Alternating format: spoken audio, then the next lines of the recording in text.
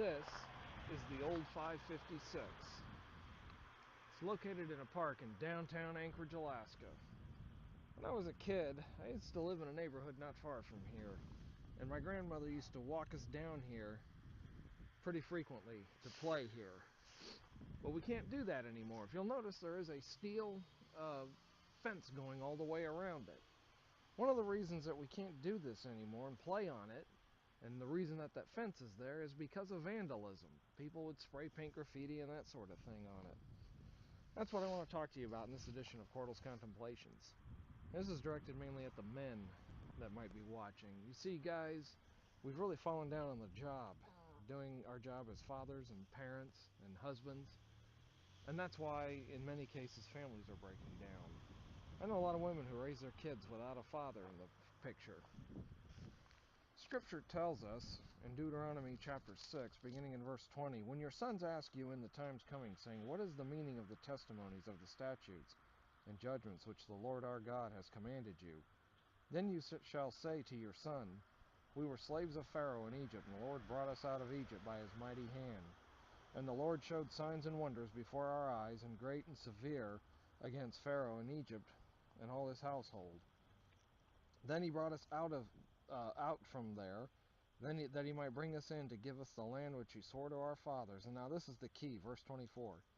"And the Lord commanded us to observe all these statutes, to fear the Lord our God for our good always, that he might preserve us alive as it is to this day.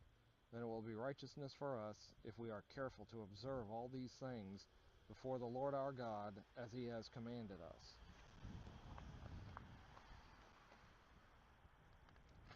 See, later in Ephesians chapter 6, beginning in verse 1, Paul's going to say, "Fathers, do not provoke your children to wrath, but raise them in the nurture and admonition of the Lord." So fathers, here's what I want to get at.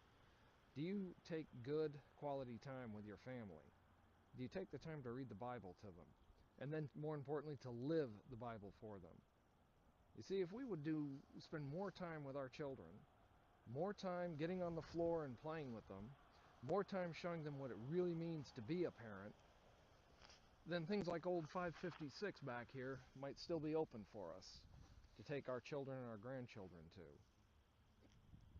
Life is not for cowards, neither is parenting. And as a parent, you've got to stick it out. You've got to keep raising up your children, even when it gets tough and you want to quit. You've got to dig it out and keep going. The man who decides to leave his kids, leave his wife, he's not only a coward, but he's a quitter. And he's not a man. He's a boy, not grown up, not learning the things of men. Love to hear whatever your comments are, pro, con, or otherwise. You can leave them in the comment section below, or shoot me an email, 2timothy4.2.3@gmail.com. Until next time, keep the faith. Thanks for watching.